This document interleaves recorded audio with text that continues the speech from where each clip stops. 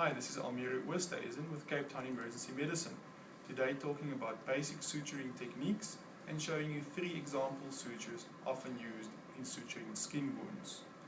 First, let's talk about the equipment that is required. The minimum equipment you will need to suture a wound is suture material. There are many different kinds of suture material available on the market, and a full discussion of their pros and cons are outside the scope of this demonstration. Today, we will use a nylon monofilament suture. You will also need a needle holder, a pair of scissors, and either toothed or non-toothed forceps depending on what's available. You will need local anesthetic to anesthetize the wound, some gauze, and a cleaning solution.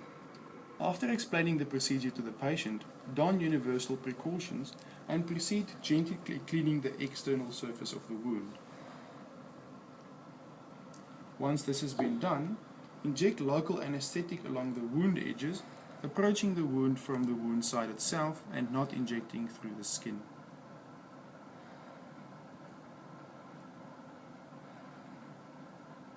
Make sure that the entire wound is anesthetized along both its lengths, from edge to edge. Once the wound has been anesthetized, safely dispose of your sharp and allow the local anesthetic enough time to work.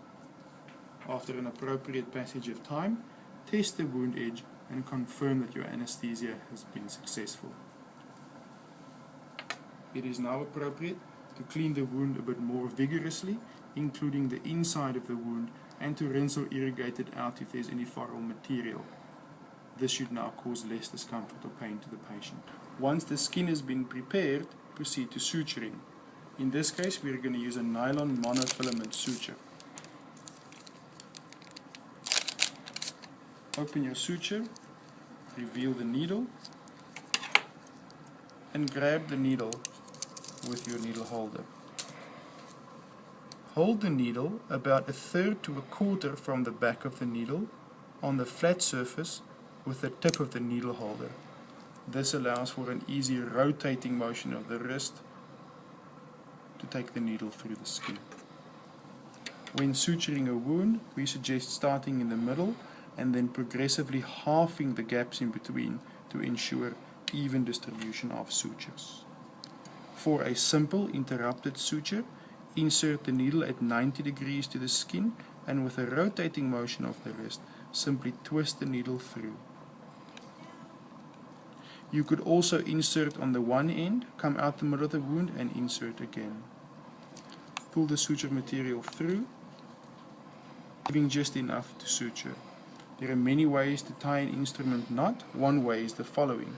Turn it twice around the instrument, grab the suture, and pull it across the wound as such. Only enough force should be applied to approximate the wound inches and avoid excessive tension across the wound. Now rotate the material in the opposite direction around your instrument, grab the tip and tie another knot. Finally, 2 in the direction, same as before, and complete your knot. Seat the knot over one of the entry edges and neatly trim the edges of your suturing material. Another useful suture to use is a vertical mattress suture. A vertical mattress suture takes a bite of tissue that is slightly further and deeper than a simple interrupted suture initially,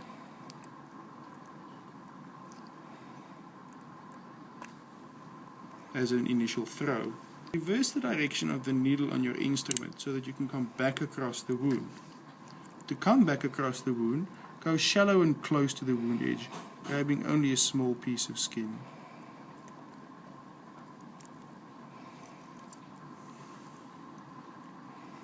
Pull the suture material through until you have just enough to tie the knots.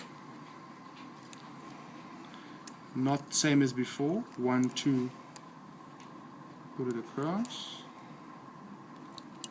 1, put it across, and finally 1, 2, and put it across. You will notice that the suture lies to the side of the wound with no material crossing it, and that it results in slight eversion of the wound edges, which may promote wound healing.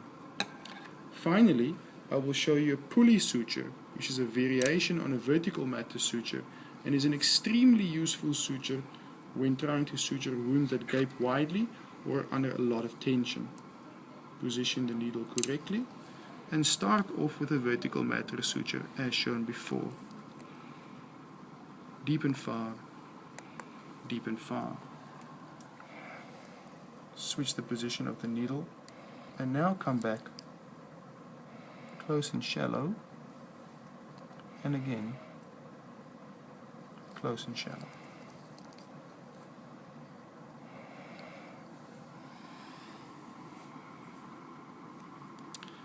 If you were to complete the suture now, this would be a simple vertical matter suture.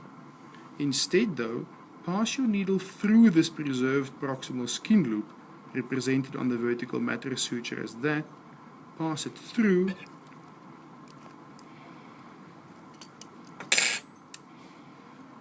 and now tie the knots.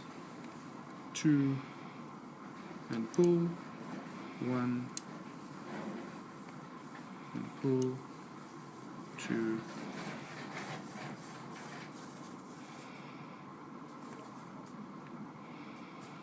and pull.